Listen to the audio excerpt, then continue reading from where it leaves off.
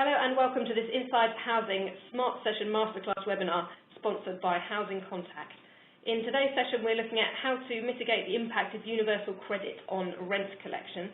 I'm Emma Meyer, the editor of Inside Housing, and I will be chairing the session here today. The introduction of universal credit, which wraps up several welfare payments into one single payment, threatens to increase rent arrears among stretched tenants who haven't previously had to manage their finances in that way. And with payments being made direct to tenants instead of to landlords, housing providers are going to want to make sure that they're first in line to receive payment each month, effectively competing against the likes of utility companies.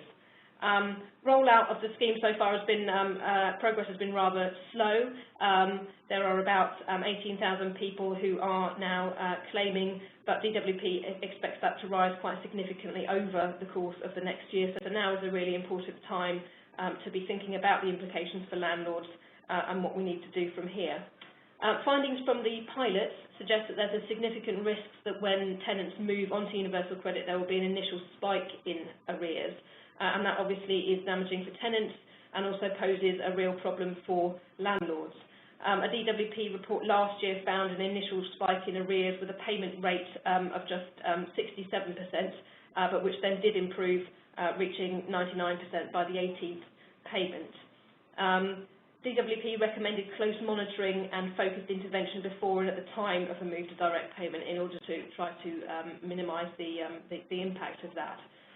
For landlords, that means the potential for extra management costs, with extra staff time, of course, being allotted to manage that change and to working directly with tenants. And last year, City West Housing Trust estimated that its management costs increased about fourfold for a direct payment case, and it raised concerns at that time that that was unsustainable in the long term and that other solutions needed to be sought and new ways of working needed to be worked out. Other landlords have reported that the change is putting a strain on their IT, with 56% in a recent survey saying that their IT systems were limiting their ability to prepare for universal credit. So some challenges ahead there if landlords are to protect and manage their income, as well as, of course, looking out for the interests of tenants as well. During the course of the webinar, we're going to be exploring best practice and innovative new thinking in this area. We're going to be looking at what the challenges are and how to overcome them. We're going to be looking at the most effective ways of reducing arrears and of engaging with tenants. And we're going to be putting out some crucial experiences from those piloting the reforms. We have an excellent panel with us here today to help us navigate the topic. They are Sue Ramsden, who's the policy leader for welfare reform at the National Housing Federation, Viv Davis, who's Director of Rent and Collection at Family Mosaic, and Graham Darby, who is Head of Customer Service North East at Home Group. So welcome to them all. The webinar will work much like a face-to-face panel session, but with a few added benefits. Each panellist will talk us through their slides in the normal way, and then at the end of those presentations we'll move to a question and answer session. For those of you who are taking part live, you can submit questions at any time. So if you're watching on full screen mode, you should be able to see at the top of the screen there's a little green tab, and if you click on that, you'll find a link to the Q&A box. If you're not in full screen mode, you'll see the Q&A box on the right-hand side, bottom right-hand side of your screen, and you might just need to maximise it. So I'll endeavour to get through as many questions as possible at the end, but in the meantime, panellists will also be able to provide some written answers in the Q&A box. So if anything springs to mind, do ask questions throughout the course of the presentations. A transcript of written questions and answers will be available at the end of the session, along with the slides and also a recording of the webinar, and those will be uploaded next week at insidehousing.co.uk/events/webinars, and I'll give you a reminder of that address at the end as well. So with that housekeeping complete, it's time to move on with the presentations. First of all, I'm going to hand over to Sue, who's going to give us an overview of the national picture and the challenges, but also, because Sue's been very much involved in negotiating with DWP, how receptive policymakers are to helping social landlords find solutions and she's going to give us a sense of the best practice that's emerging as well. So, Sue, without further ado, I'm going to hand over to you.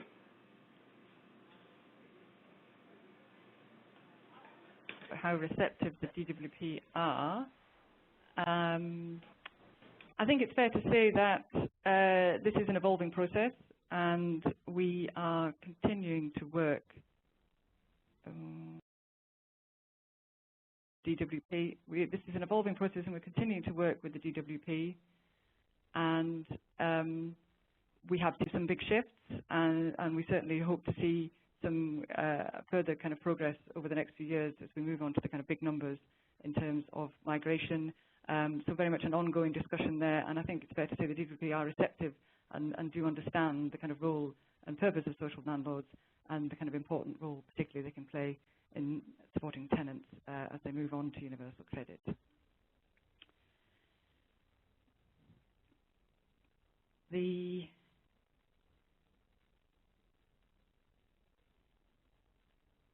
I'm very sorry, I'm having real problems with moving this presentation on.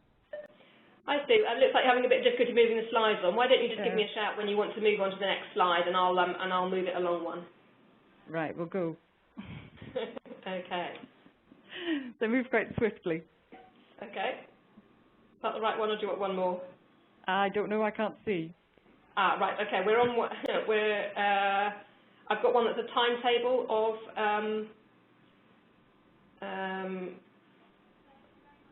the introduction of universal credit. Right. We need to move back. I'm sorry. Obviously, the problem is on my screen I can't see what you see and what I presume everybody else can see. Bear with us for a moment, delegates. Apologies.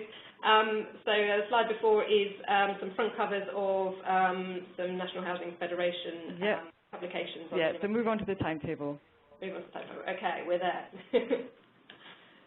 So talking through this is the latest published timetable of from the DWP. This is as much detail as is available. Obviously, we have postcode areas and specific job centres for Tranche 1 and Tranche 2, and dates in terms of go live. For Tranches 3 and 4, we have just the local authority areas without an indication of when exactly those areas will go live. We'll see those announcements much closer to the go live date. So the kind of timetable, obviously, you need to see where you fit into that timetable in terms of where your tenants are. There is currently a very restricted group of claimants able to claim universal credit. In most areas of the country, you need to be newly unemployed with no dependents. And so what that means is that people will have small numbers of tenants, but those numbers will be kind of spread across the country. It is a national rollout in those terms. The current timetable pushes the kind of managed transfer of legacy claims to between January 2018 and December 2019.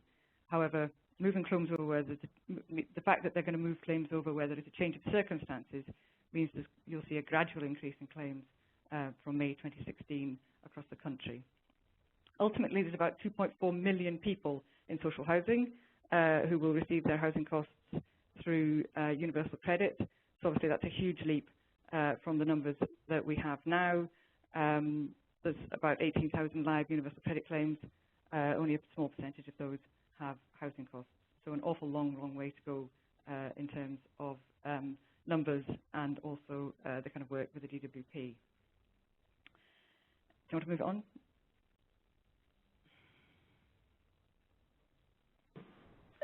I think that it's apparent that the introduction of universal credit will bring out a huge culture change for landlords. Firstly, the big change to the way the benefits paid and received. And it's always worth, when you're thinking about universal credit, going back to these basics in terms of actually what are those big changes? What is that major difference for tenants? The fact it's a single monthly payment, the fact it's paid as a single payment to the household, and the expectation that the tenant will manage the money themselves. Ultimately, the claim will be managed as well as made online Currently, we only have an online claim form with a fully digital service that's yet to be developed. That will come online from 2016 onwards with a transfer to a fully digital service. Universal Credit puts a huge emphasis on supporting people into work. So it comes with extra money for people moving into work compared to the existing system, but with that also comes a reinforced conditionality and sanctions regime. And you need to remember that a sanction in terms of a single payment means that somebody is just left with less money, including less money to pay their rent. So although their actual housing costs aren't sanctioned, they're left with overall, over the month, much less money to live on. So have a big impact, probably much bigger than the sanction system does now, in terms of people's ability to pay their rent. I thought it was worth just having a quick look at the kind of pattern for universal credit payments in terms of kind of being able to predict payment patterns from tenants in terms of when they will actually receive their money, when they're likely to make their rent payment. Universal credit claimants will have a set payday each month. So if you receive your first payment on the 28th of July, receive the next on the 28th of August. If it's a weekend, then payment's advanced. Each payment is made 7 days after the end of a month-long assessment period. So if you look at this example, claimant makes their claim on the 14th of October. The assessment period, which is shown by the red line, runs for 1 month. So if the claimant has any earnings during this period, these will be taken into account in terms of the real-time earnings transfer of data from HMRC, and then when the payment is calculated at the end of the assessment period. That's marked by the blue line. There's then a 7-day window to process the payment, and the claimant receives their payment on the 20th of November. Any changes of circumstances need to be reported as soon as possible, and therefore the end of the assessment period is reflected in the next payment. You will have to look at adapting your systems to give tenants flexibility around payment dates and be much more sensitive to kind of payment patterns of individual tenants. So this brings us on to the question of how universal credit is actually calculated, the universal credit entitlement. Housing costs will be calculated on a monthly basis. So weekly payments are multiplied by the number of debits, usually 52 for weekly tenancies, and then divided by 12. If you have, for example, a 48-week rent year, the calculation will be the weekly rent times by 48 divided by 12. This means that monthly housing element that tenants receive is unlikely to match the exact amount of rent due in any 1 month, because obviously months vary between 4 and 5 week the rent actually being charged. A big change is the new role for the landlord to ensure that the tenant knows his or her rent and universal credit eligible service charge. There are different rules on eligibility of service charges between housing benefit and universal credit. You need to be aware of the rules and the DWP guidance so that you can advise the tenant of what that universal credit eligible service charge is. So what are the mechanisms to protect tenants from getting into arrears in terms of how universal credit works? There are the provision to make a direct payment to the landlord. This is known as an alternative payment arrangement. There are also the provision to split the payment and to make more frequent payments. The alternative payment arrangement can be applied for by the work coach in the job centre, or the landlord, or another third party. Work coaches are now expected to identify the need for an alternative payment arrangement and any kind of budgeting support as part of the first interviews that the tenant receives in the job centre. DWP decision-making guidance sets out where an alternative payment arrangement is appropriate, including when a tenant is in 2 months' worth of arrears or is vulnerable. The process to apply for an APA is to post a form. The form is available on gov.uk and include any evidence. Landlords have experienced problems with the length of time taken to process APA requests, although these are now improving again. There is also an escalation process for urgent cases. It's important for landlords to understand the role of work coaches, who does what between the Job Centre Plus and the Service Centre, Data sharing means that you will now know when one of your tenants makes a claim for universal credit. But you need to be able to react to that information coming in and react in time to put the alternative payment arrangement in place if that's necessary before the tenant receives their first universal credit payment. Work coaches will refer people to locally provided budgeting support. You also need to know how this support fits with any support that you might provide as a social landlord. Moving on to third-party deductions. So if a tenant does get into arrears, how can these be recovered? The new system for third-party deductions allows potentially for arrears to be covered much faster than the current system. The amount is based on a percentage deduction of up to 20% of the person's standard allowance. 10% is within the top 3 priority debts, and the further 10% will be deducted depending on the level of other deductions for other debts. This slide, in a great deal of detail, describes the priority debt list, and you can see where the top 10% sits as distinct from the bottom 10%.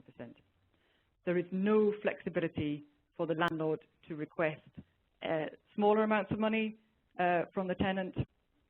The only option would be not to make a request for third-party deductions.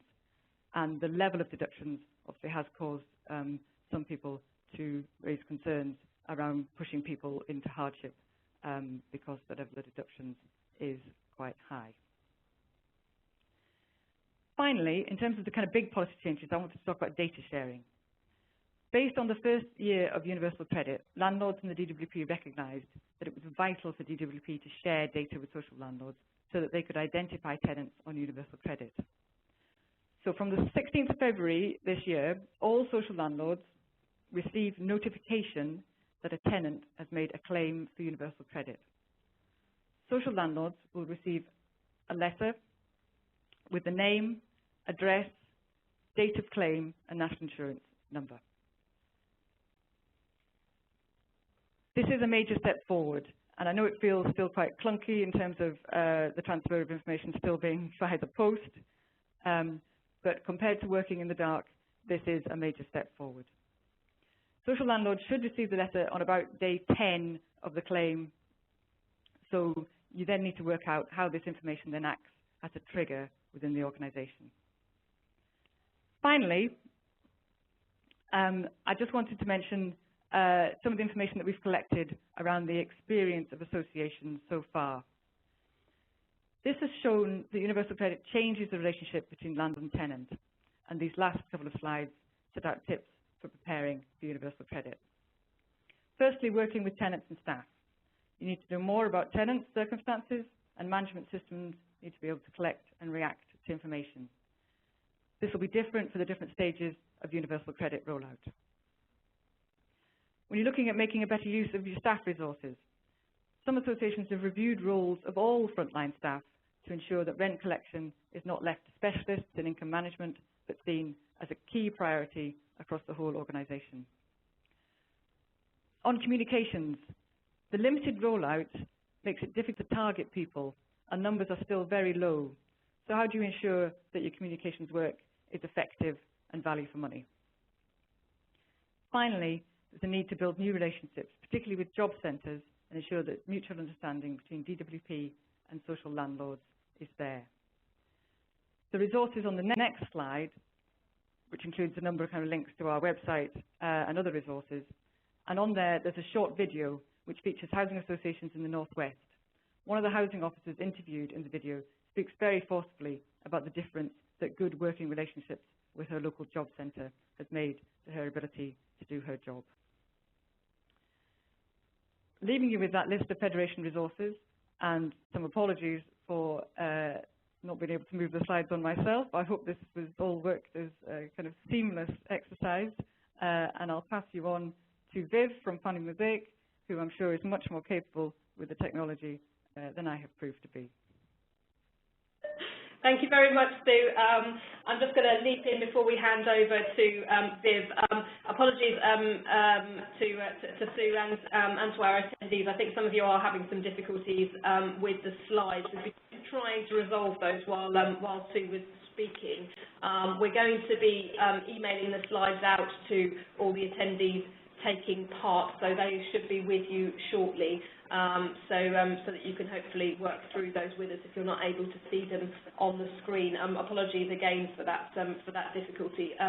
We'll also be making the slides available afterwards, so you'll be able to see them then if you're not able to get them before. In the meantime, I think we're going to carry on with the presentations and certainly with the audio. If you're not able to see the slides, then we'll seek to resolve that as quickly as we possibly can. Thanks very much, Sue, for bearing with us there without being able to see the slides. I know that a number of you are typing questions as we go, some related to not being able to see the slides and some related to the content of what Sue was saying. You can submit a question at any time by using the question and answer box, so do that, and the panellists are answering those questions as we go along. So, next, I'm going to hand over to Viv, who's going to tell us about how Family Mosaic and some of the landlords also in the G15 are mitigating the effects of universal credit. Family Mosaic was part of the DWP's direct payments pilot. So he's going to touch on those experiences and the methods of income management that they've been using. So, Viv, without further ado, over to you. Thanks, Emma. And Sue, I'm not sure whether I'll be able to manage the technology better than you, but here we go. Hopefully you can all see our first slide, which is just showing the Family Mosaic banner. And what I'm going to attempt to go through this morning is give you an overview of what we're doing for preparation for universal credit, direct payment, and also demonstrate that this will also work in business as usual. So this is just our opinion. As you can see from the slide, Family Mosaic is predominantly based in London. We've got 25,000 homes, and our annual turnover is £240 million. Next slide, which I hope you can see, is just a little bit about the demonstration projects. Just to remind you that there were 6 projects nationally, of which we were one of them, and we partnered up with Southwark Council. The aims of the projects was to demonstrate to the social housing sector that with the right design, direct payments of housing benefit could be made to our tenants with minimal impact on landlord income streams, and also to test the effectiveness of budgeting, support and claimant communication strategies. The projects ran from June 2012 to December 2013, and it was made up of 2,000 tenants per project. 500 of those tenants were ours selected and 1,500 from Southwark, and they were all tenants who are of working age and were claiming housing benefit. So, without further ado, on to what there's lots of learnings from the demonstration project, but I've just selected 6 key areas really that we thought would be useful to share with you. And those key learnings include staff skills, transaction costs, which I'll elaborate in a minute, resource, and on those 2, hopefully we're going to try and sort of demonstrate or try to ascertain whether these costs, what's the scale of these costs, but also how we're going to try and mitigate these costs increasing. What we're doing in preparation for direct payment, and something that a key one for us came out, which is very important, was how much we didn't know about our tenants or customers. I think Sue has alluded to this in one of her slides just now about staff skills. And I think in this sector at the moment we're quite lucky, where 50 to 60% of housing associations' income comes from housing benefit direct. So whenever I've touched upon this with anybody I've been talking to, whether it's in a crowd or individually, I've always asked the question, how good are your non-housing benefit collections? May seem like an odd question, but that's the world we're getting into. And if you take away all the HB collections that you do make, are our arrears that low, or is there something that we need to address? So when it comes to staff skills, for the last few years, we've been constantly reviewing and improving on our income officers' negotiation skills. And you may ask why? Well, I think that's fairly obvious. In the new world, and to a certain extent what's happening today, certainly with welfare reform, we need to be able to manage more challenging customers with larger or more complex conflicts. And again, part of the influencing skill is to make sure that our payment gets to the top of the pile of payments that our tenants have got to make to not just us, but gas, electricity, the dreaded payday lenders, and all them. Certainly, there's got to be more customer focus. As like I said earlier on, we've got to get to know our tenants better, what their habits are, what their household composition is, because what we found out was that we only know who's living in our house if we're in constant engagement with them, because the only time we record the household composition is when they sign up. But over the years, people have moved, our children have moved out, partners or sometimes have moved in or moved out. So household composition is key. Certainly, where when you're thinking about universal credit, it's being paid as one member of the household. Holidays they take, benefits obviously, and additional support needs. To be honest, anything that could affect their payment habits, and which will help us to build up their profiles to enable us to work smarter.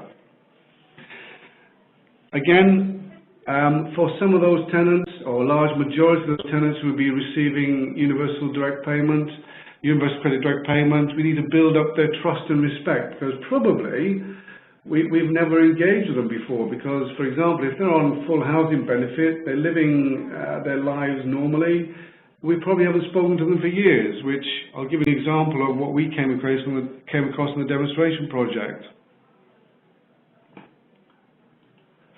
Okay, on to transaction costs. Now you may be wondering why there's an increase in transaction costs.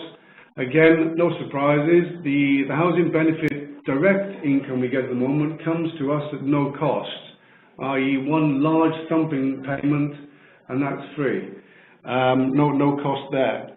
But obviously with more tenants then under universal credit direct payment, they'll need to pay us.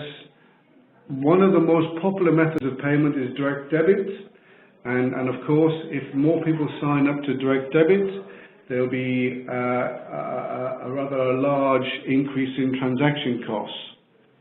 Now, one area, we thought about this halfway through the demonstration project, and what we've done to mitigate this, and this may ring home with some of you landlords, where our payment provider is AllPay, and I think they've got a large coverage in this sector. So what we decided to do was to move the management of our direct debits from AllPay to them being managed in-house.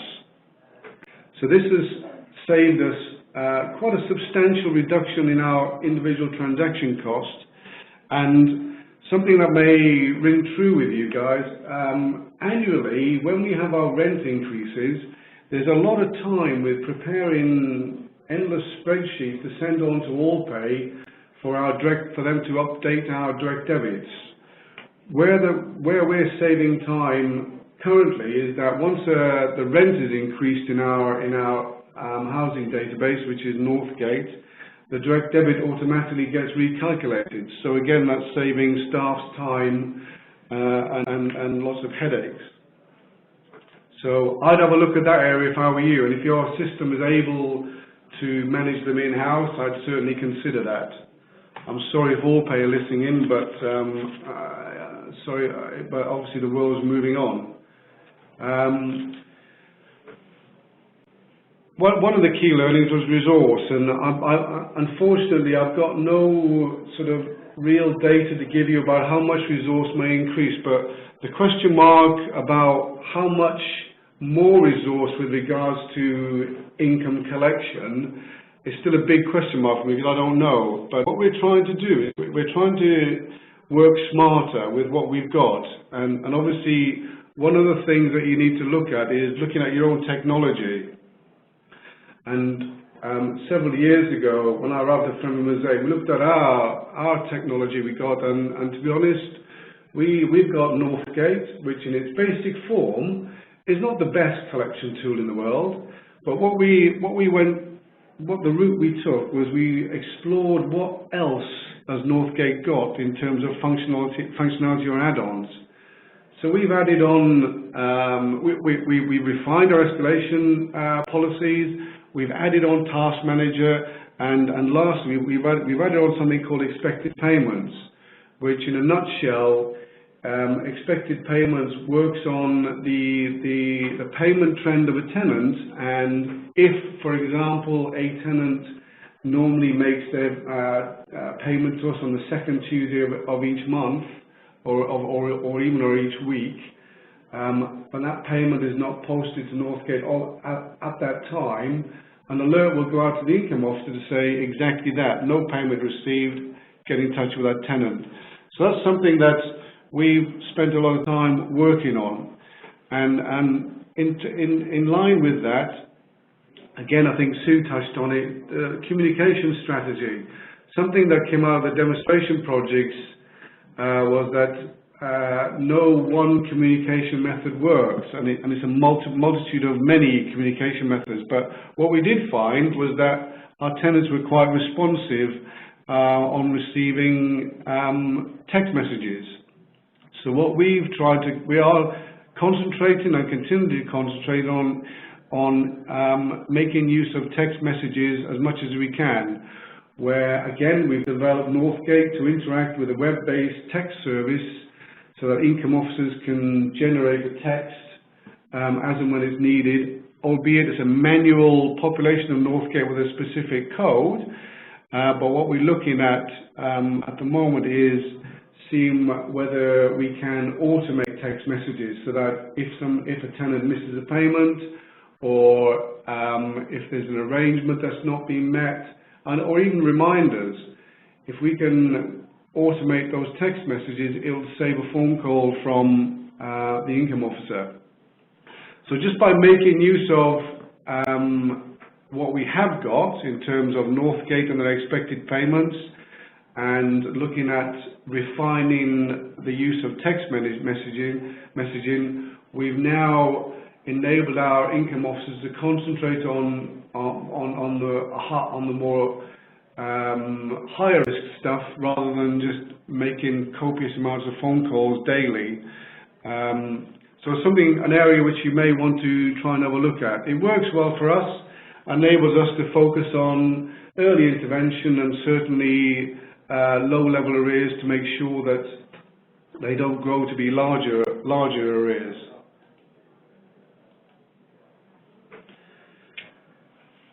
Some of you may or may not be aware, and it's certainly been in the press, that Premier Mosaic, we've joined the Big Issue Experiential Rental Exchange initiative.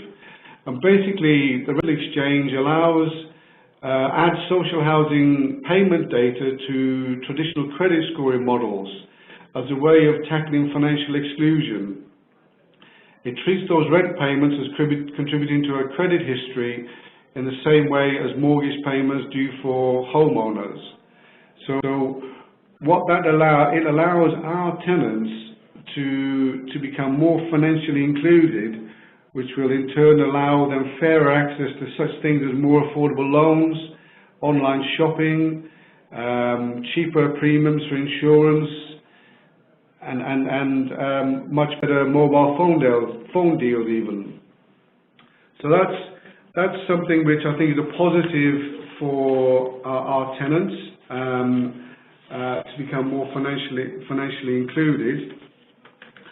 And as stated earlier on, there's still, even though making use of our technology to make sure to try and enable our income officers to work smarter, we've also looked at data and what we don't know about our tenants.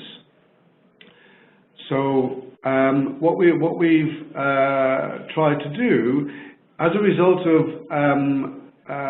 joining the Big Issue Rental Exchange initiative, it enables us to access data which is contributed by other members of Experian about payment behaviours and data of our mutual tenants. So I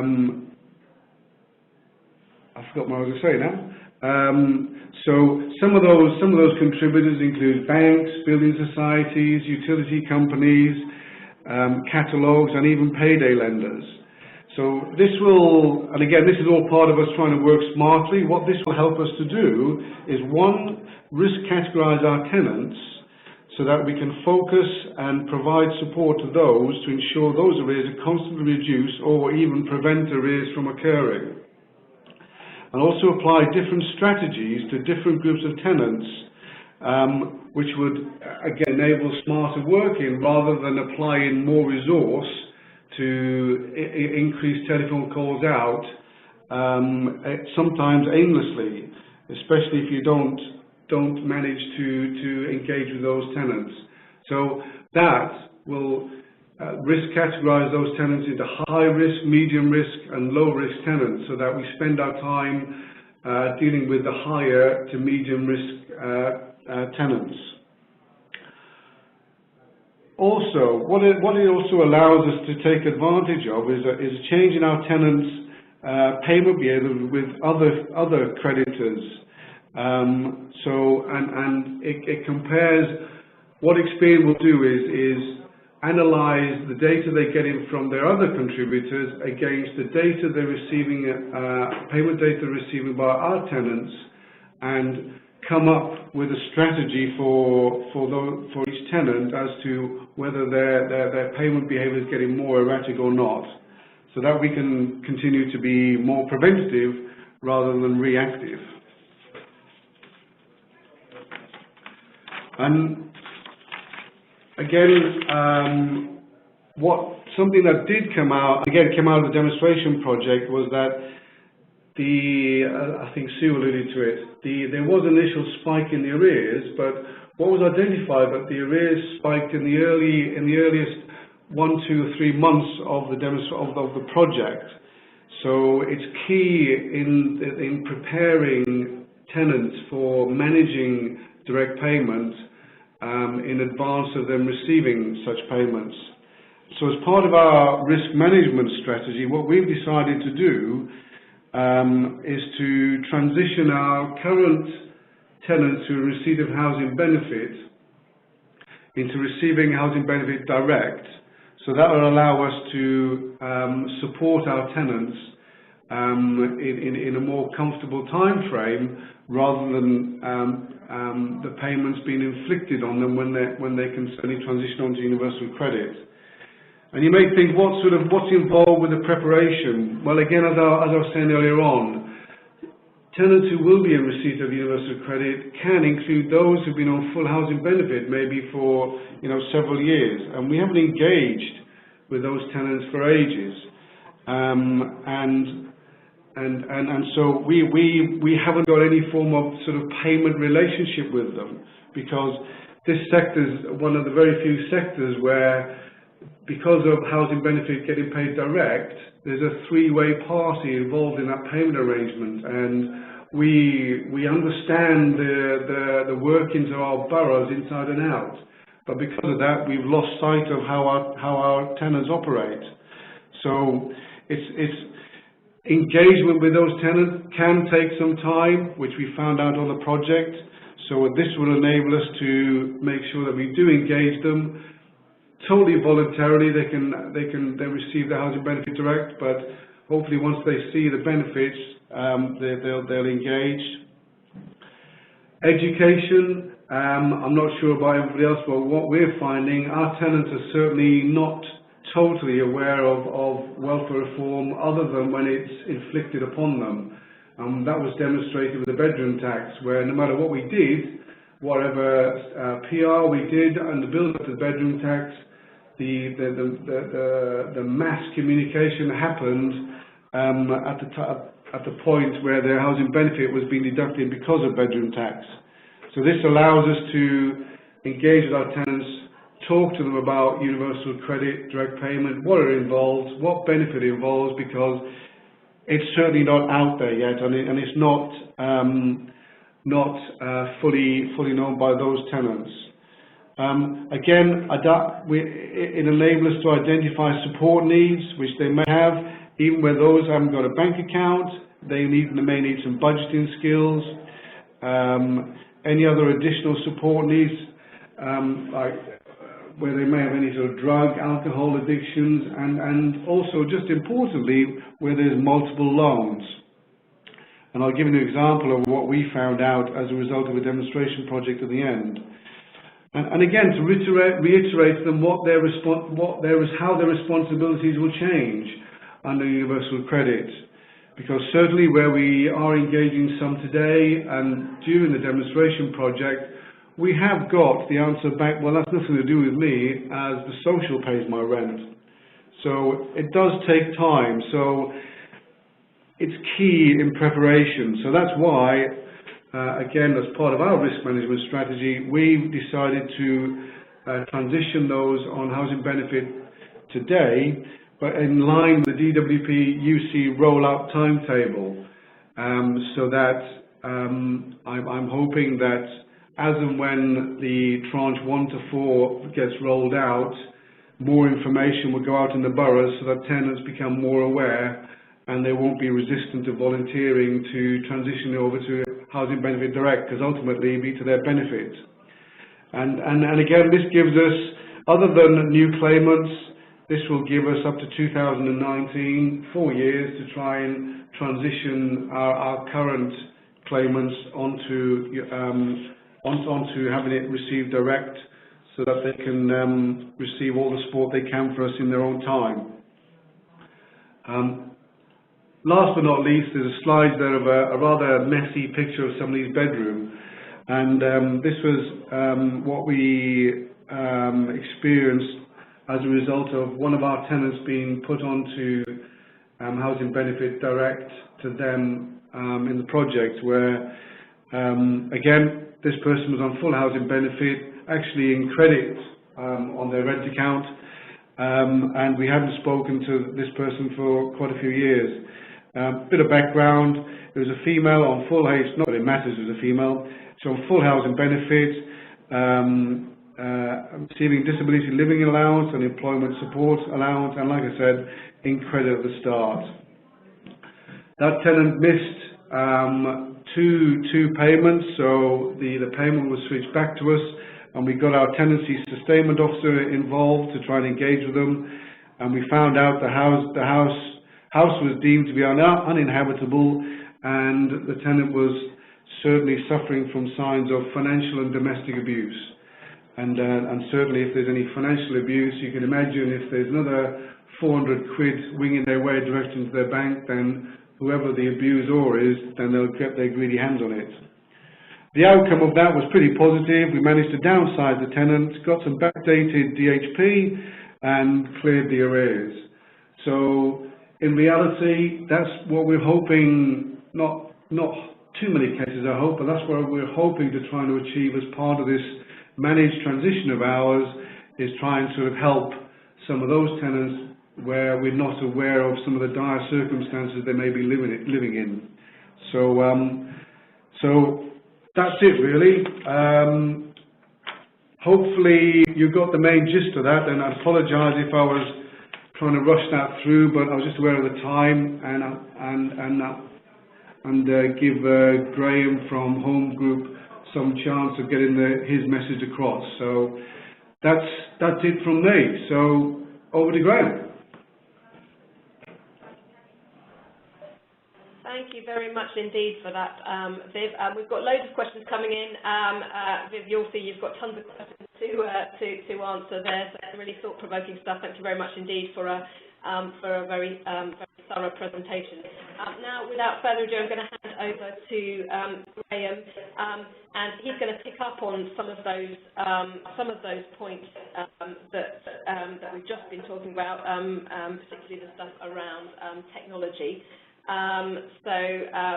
Without further ado, I'm going to hand over to Graham to talk us through those. Over to you, Graham. Great, thank you, Emma. Good morning, everybody. I hope this is now working and you can see the slides clicking through. In terms of introduction, setting the scene for Home Group and the challenges that we face, we're a national social renter provider with pretty much stock right from Dundee in the north to Plymouth in the south and large chunks of the country in between. We have a significant footprint of over 55,000 properties across England, Scotland and Wales, with also we're also one of the largest supported housing providers of the sector, and that provides us with some significant challenges as well. So our portfolio of activity that we deal with, in addition to significant general needs housing, is supported housing and also housing through Ministry of Justice services. So we've got a significant breadth of local authorities, DWP partners, other multiple partners that we need to work closely with throughout the country, and also a significant area of complexity in relation to our service delivery. So something like universal credit inevitably is going to introduce some fairly major challenges to us. And very early on, as an organisation, we recognised ultimately our importance of having a plan and having a really structured and programmed approach to how we manage this. Because the period running through to 2019 feels, on the face of it, quite some distance away, but in reality will rattle by very, very quickly. And we'd expect then the numbers of our customers onto universal credit to ramp up quite significantly, reasonably quickly as well. And as local authorities, as tranches start to roll out, we'd expect that to migrate quite quickly.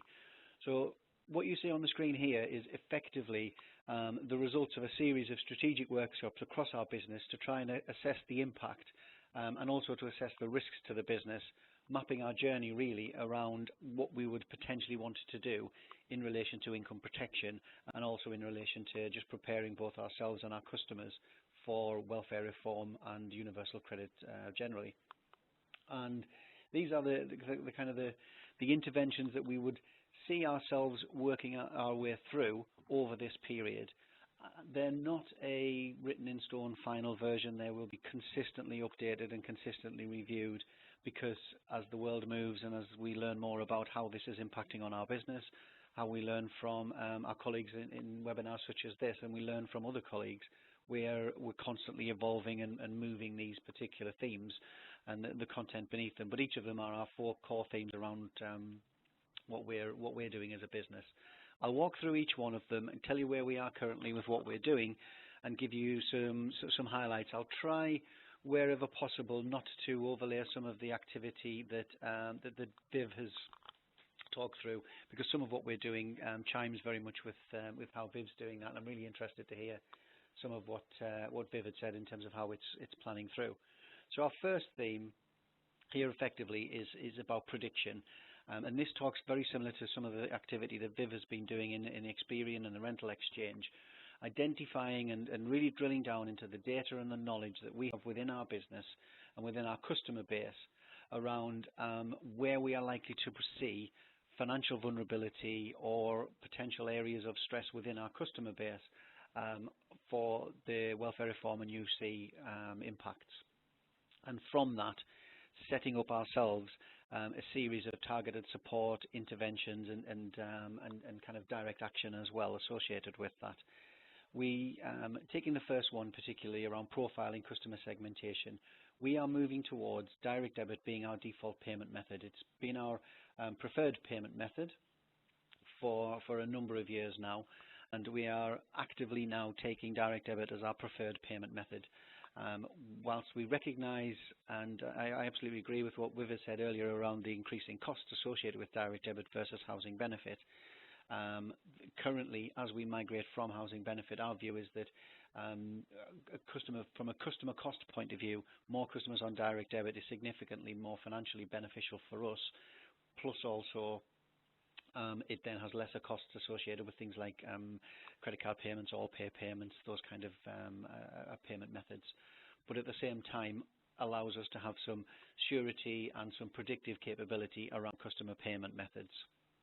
We are also looking to work on Experian and other tracks along those lines to consider about identifying predictive, prioritized and intelligent approaches and data modeling solutions to, number one, sustain direct debit. Number two, use those data analysis and data cuts and an analytical solution to identify financial distress amongst our customer base. And once we understand where that financial distress is likely to be, use that knowledge to then target support, target assessment and target help. We're also then using this analytics to try and identify who is likely to default on rental payments, and from that target both a combination of support and also, where necessary, intervention in terms of arrears management. And through that, trying to identify and prevent former tenant arrears through early intervention and early activity to see customer collections and rental income collection improve. I think here I'd like to also target and tie in some of the work that we've done historically in relation to our allocations processes, and we've worked very much in this area over the last few years and leading up to actually the introduction of the bedroom tax, to try and align our size criteria with under occupancy charge criteria, to try wherever possible to facilitate downsizing, moving across and reduce the potential impact of the housing benefit reductions and charge criteria. Not always successfully, but we are working very hard in relation to try and mitigate that impact all around preparation and preventative activity wherever, and trying to really work hard on doing this kind of activity.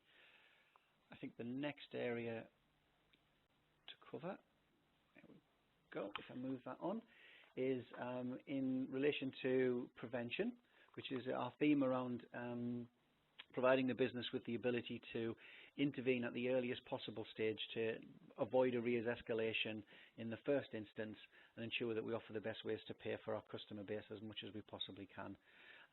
We historically as a business have had, I think it's probably fair to say, a fairly clunky arrangement with paperless, with direct debit, where we've had a series of fixed direct debit payment dates that we have offered to our customer base, and we are currently working through the early stages of moving to completely paperless any day direct debit payments.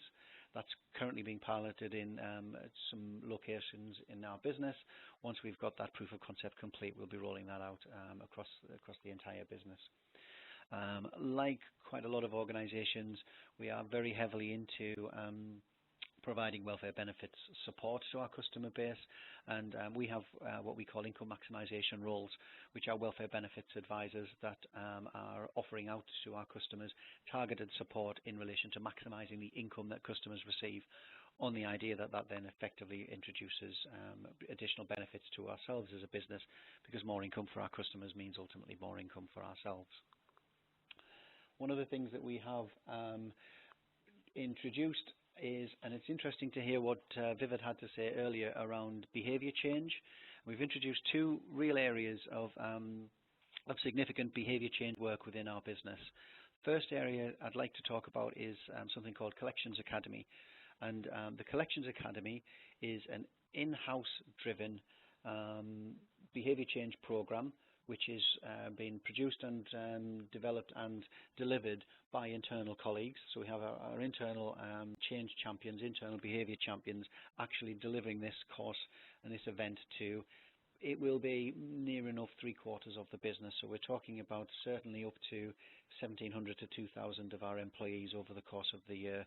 And we've introduced this Collections Academy approach to coincide with tranche rollouts wherever possible, balanced against where we have significant risk within the business, either through care and support contracts or associated where we have arrears positions that we need to work on. And the purpose behind this Collections Academy is to drive and work on significant behaviour and attitudinal changes within our colleagues base across both our care and support and our customer service business, keeping in mind that we have a general needs arm in the business and a supported housing arm in the business as well, care and support being supported housing and customer service being general needs. And the idea is to developing higher level of both confidence within our staff, the competence around their ability to collect income, have sometimes uncomfortable conversations, have a negotiated arrangement with our customer base around protecting and collecting income ultimately. So we're driving very much towards a collections academy approach to work with our customers ultimately, but really work towards a protection and collection of income perspective also in this area. We will use this to develop practical and transferable strategies on building confidence and competence around our colleague base to assist in that behaviour change programme on the basis of what we would style a commercially caring approach. Also, the second point I would make here is that we are introducing a campaign, and the campaign is specific around colleagues, but also mainly aimed at our customers to raise their understanding of welfare reform, to very much help change and nudge and influence our customers in behaviour change to understand what their attitudes and beliefs are in relation to welfare reform and any potential barriers to that moving from the ethos of I think Viv mentioned earlier, the social pays my rent, that kind of ethos, and moving towards it being an income for customers and then them taking as much ownership as they possibly can in relation to that income collected from that particular customer base. We've worked also on things like making sure our colleagues are briefed and fully aware of the full tenet of welfare reform, but how to apply for things like managed payments, fully knowledgeable around the vulnerability criteria that apply with those kinds of activity, and what we can do to really drive for our customers as much support as we possibly can, but within that arrangement of trying to prevent people falling into arrears in the first instance wherever we can. Moving on to the third theme is in relation to our ability to ensure arrears processes are ready for universal credit. Some significant differences between how we currently receive our income through housing benefit and how we will then move over to universal credit, and we need to reflect that within how our arrears processes are currently working. And we've done a lot of activity around streamlining and reducing waste within our arrears processes. We've reduced and removed repetitive letters, for example, and we've removed some repetitive processes, which has both had a significant benefit gain on the company in terms of pure postage costs, so we've reduced the postage costs associated with that, but also underlines a streamlined approach to where customers are in arrears. We target support and we target intervention and activity much more effectively. We have introduced and working on a prioritisation model of arrears activity, and the 80-20 there applies to Pareto principle of 80% of our effort goes on to the 20% of the activity that is required in order to reduce case stagnation, in order to reduce accounts that bump along at a consistent level of arrears or just gradually consistently increase in arrears, and we take then activity associated with that. That also then is working on increasing accountability within our colleague base to help support and actively target our customers where we have arrears. We have also introduced something which we call to collect, which has been done in partnership actually with Housing Contact, and it relates to an outbound dial approach to contact our customers. We do have, as an organisation, a National Customer Service Centre, and that National Customer Service Centre has early intervention and early contact and early support as one of its core themes in relation to its rental income protection arrangements.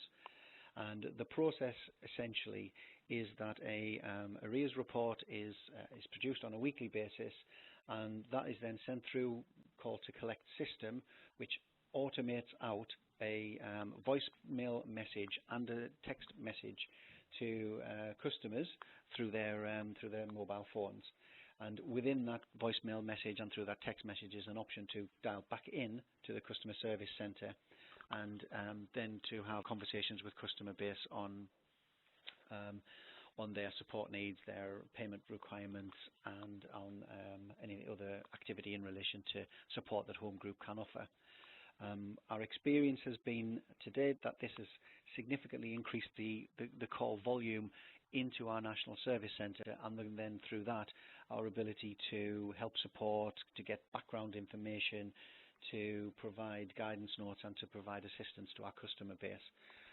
And very high level numbers at this moment in time is that to achieve around about 1,800 customer conversations on arrears, the resource and effort required through traditional methods of service centre, reviewing rent accounts, telephoning out and trying to contact customers themselves is approximately around about 17 and a half full-time equivalent staff. Via using call to collect, we would receive and achieve around about the same number of customer conversations from effectively 4.3 full-time equivalent staff. So we've managed then to free up a significant amount of resource elsewhere to target and support customer base. So it does reduce our requirements on full-time equivalent work bodies to effectively carry out a traditional model from that. We have found that very useful in increasing contact, and our experience to date is increased contact is something that is absolutely critical for universal credit. We are finding as a business it is early days for us. We are, as I think it was said earlier by Sue, there is a slow burn increase on this. Although we are expecting our numbers in the northeast, in Home Group generally, to increase exponentially over the course of the next year, and then increase significantly further as we move from transition over into migration arrangements. I think the next actions and theme I'd like to talk through is very early, actually, is just in relation to our recoverability. And this is around just making sure that we have in the business the ability to claw back and recover customer debts if the customer does move on. And we're working this year currently on improving our former tenant arrears processes and also on things like switchback and clawback. Very standard arrangements and very much making sure that our processes are slick, well organised and well structured in order for us to then work our way through those things. I think what I'd like to do next is kind of summarise Home Group's journey, and our journey really has been around preparing ourselves as much as we possibly can for universal credit and for the significantly increase in numbers of customers that move to UC.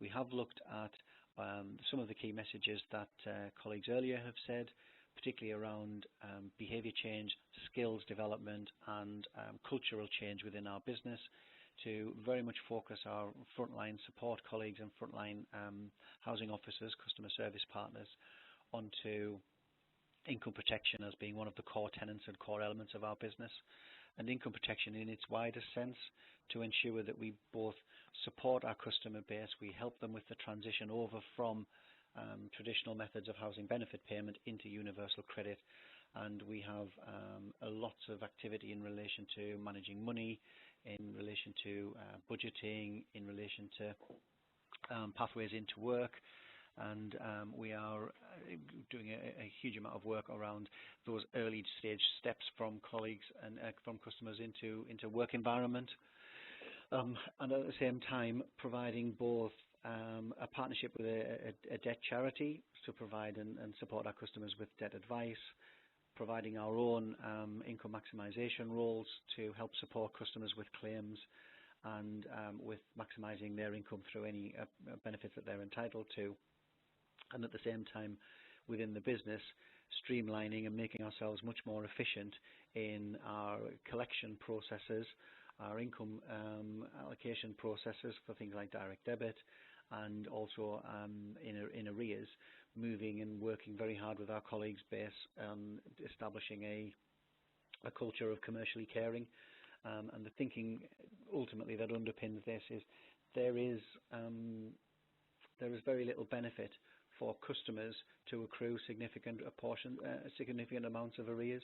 We're working hard with our customer base to prevent those arrears, to reduce where they are in place, and then give customers the skill set and the ability to cope with and manage arrears generally. Our experience to date is really around preparing ourselves for that and preparing our business to be as efficient as we possibly can in supporting the customer base through that. I think that summarises where Home Group is, and happy to take any questions. Thank you. Thank you. Thank you very much indeed, Graham. Loads of questions again coming in during that very comprehensive presentation. We're a little over our allotted time, but there's tons and tons of questions, and quite a few of you still logged in. So what I'm going to do, by way of sort of closing things off, is I'm going to fire 3 questions, one at each of our panellists, in the hope of addressing some of those questions. Many of the questions have been answered in the Q&A panel as we've been going on, and the panellists will be continuing to do that for the next few minutes. So hopefully we'll get as many of those questions answered as possible. But now I'm going to turn to, as I say, 3 questions, one for each of the panellists before we close the session today. So my first set of questions is going to come to you, Sue. Sort of 2 questions here. Firstly, how will landlords be notified of tenants going on to universal credit? We've had lots of different variations of that question, and I know that you've answered some of those in the Q&A box, but if you could perhaps give us a bit of an overview of that. And sort of conversely, how do landlords inform DWP of annual rent increases? So Sue, perhaps you could help us out with those 2.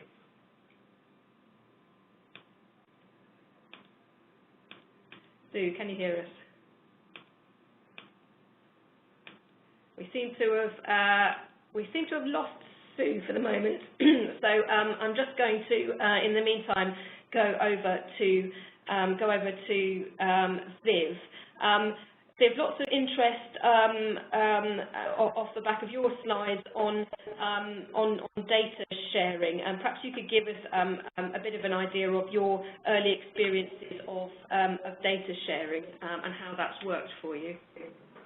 I think, as I may have answered the question already, it's too early, certainly on the rental exchange initiative, it's too early to evaluate that, as we've only just started. But from an analysis of what Experian analysis carried out on our data, we're expecting a positive impact of between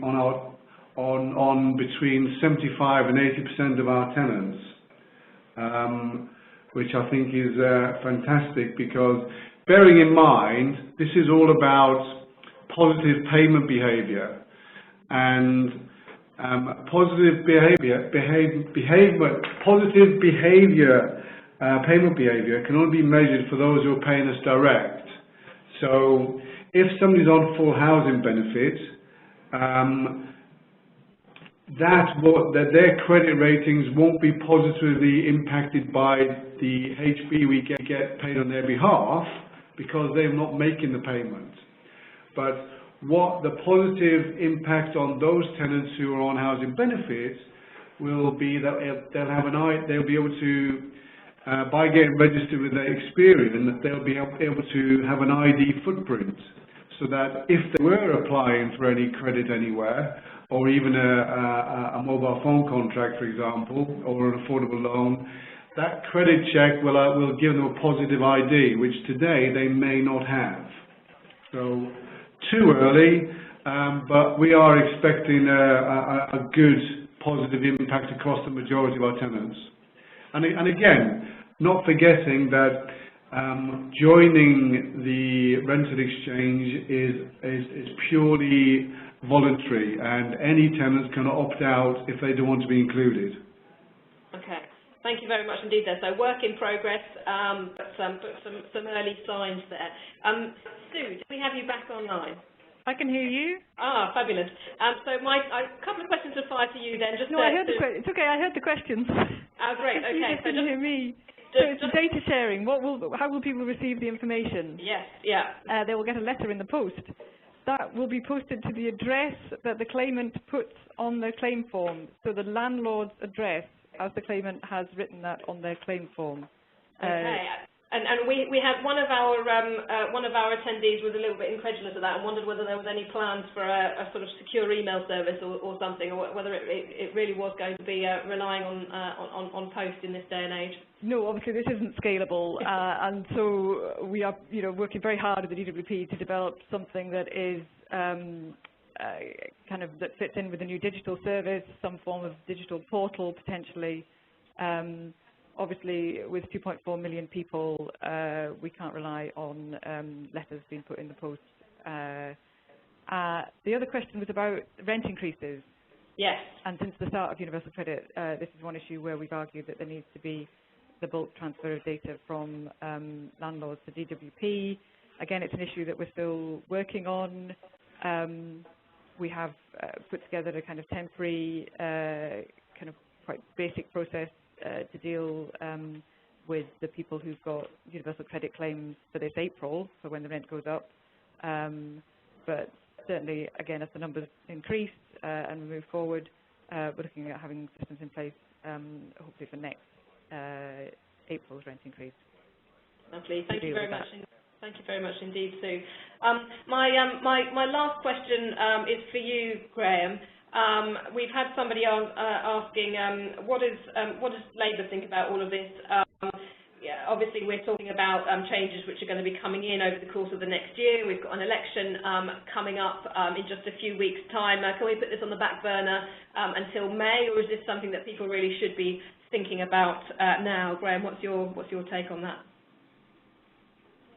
Well, I think our organisation has effectively looked across the spectrum of the main political parties, and whilst there is some differences in terms of each political party's steer and direction in housing, there's not a huge amount of clarity about what any of them directly propose for UC and welfare reform, other than some form of UC and welfare reform will continue. And we've taken an approach in our organisation of ultimately this is the right thing to do. Income protection, income maximisation and preparation is the right thing for an organisation to do, and we take both the need to be commercial and the need to be caring as a core intrinsic part of our business. So we need to support our customer base. We need to continue with all of the arrangements around kind of debt prevention, income maximisation, around managing money and those kind of activity. But at the same time, as a business, we do also need to be mindful of the need to collect our income. And we felt that there is a huge uncertainty associated with the general election coming over the horizon. But despite that, it isn't something that we can necessarily just kind of wait and see. We do need to prepare in advance for all of those points. Thank you very much. So, so I'm afraid that's something to get working on straight away, I think, is the nub of the message there.